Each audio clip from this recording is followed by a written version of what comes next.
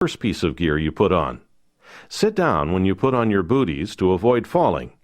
Your feet must be either completely dry or completely wet for the booties to slip on easily. Your fins must be donned at the water's edge. Always use a figure 4 position when donning your fins. Steady yourself by putting one hand on your buddy's shoulder or on the boat's rail. Hold your fin by the side strap where the blade and foot meet, put your foot in, slide the heel strap up and over your heel. If you must move, be sure to move by sidestepping or shuffling your feet backwards. Never try to walk forward in your fins. To don your mask, position the mask on your face, slide the strap over the back of your head, and check the skirt of the mask to make sure that no hair is caught under the skirt. If you are using a snorkel, place the snorkel in your mouth and adjust it along the strap. Your fins provide you with thrust and stability in the water.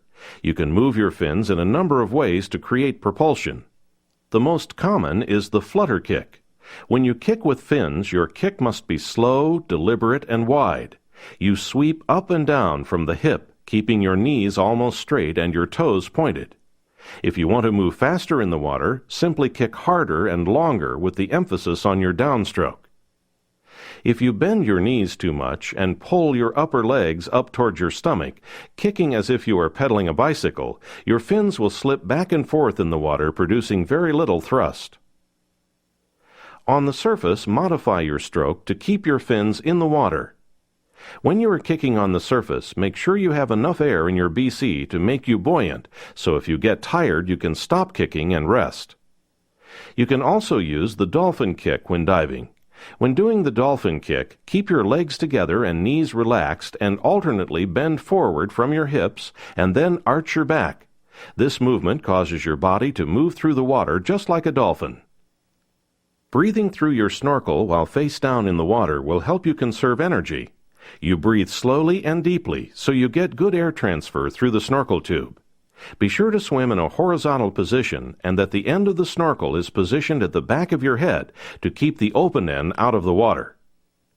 There are a number of dives called surface dives to get underwater.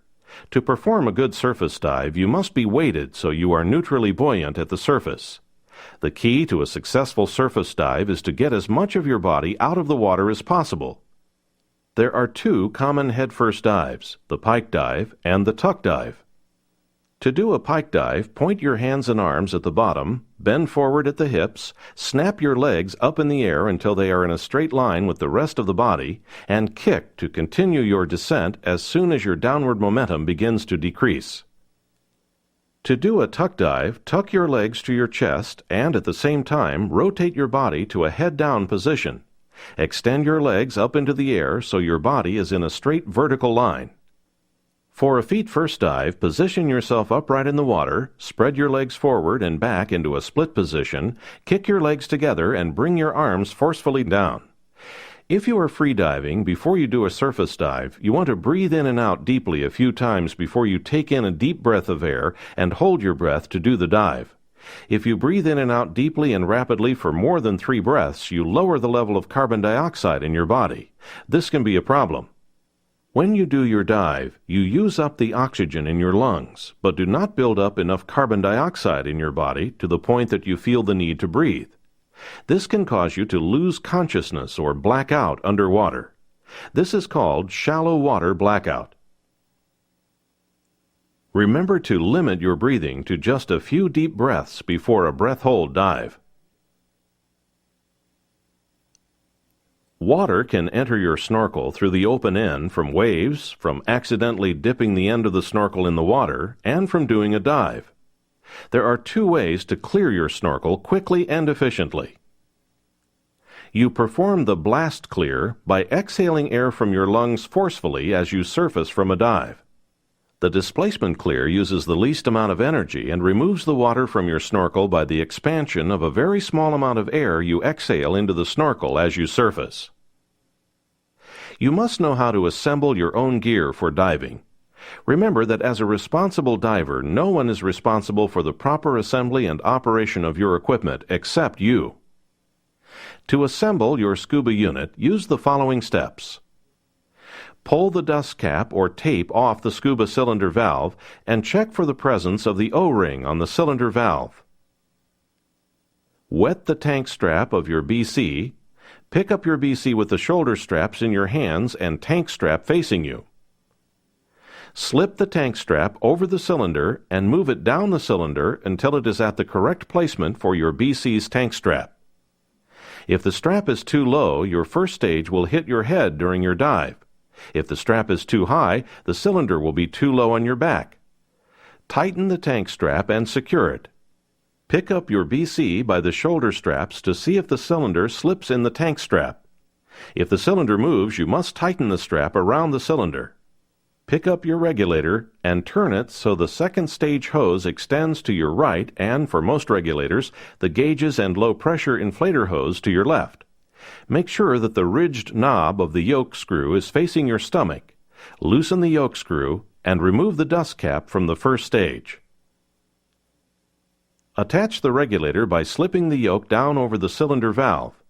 The inlet for the first stage of the regulator will fit right into the indentation on the cylinder valve and against the cylinder O-ring. Only tighten the knob until it's finger tight. Connect the low-pressure inflator hose from your first stage to the power inflator on your BC. Hold your console so that your submersible pressure gauge is facing away from you, anyone else, or other gear. Slowly turn on the cylinder by turning the on-off knob counterclockwise.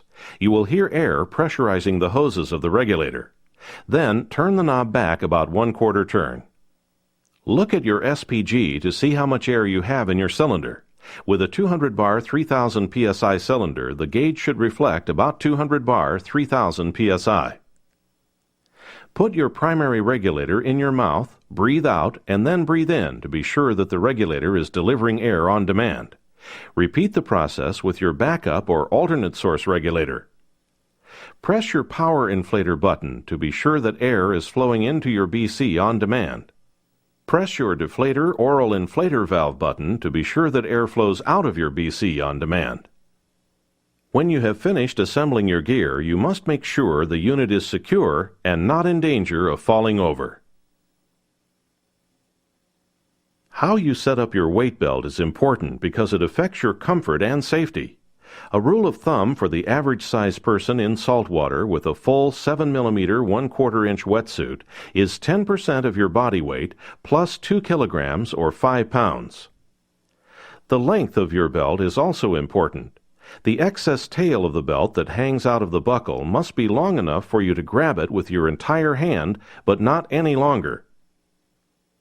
With a flat 5 cm 2 inch wide nylon belt with no elastic or block weights, lay the weight belt straight with the buckle facing up.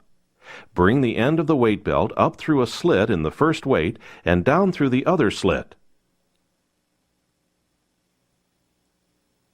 Position the weights so it will be over or slightly forward of your hip. Then repeat the process until you have all the weights strung on the belt. Try the belt on to see the position of the weights. Be sure that you distribute the weights evenly on each side and leave the area that spans your middle back clear of weights. If you are using soft weights in a weight belt with pockets, distribute the weights evenly throughout the belt. No matter which type of suit you are wearing, be sure to sit down when donning the bottom portion.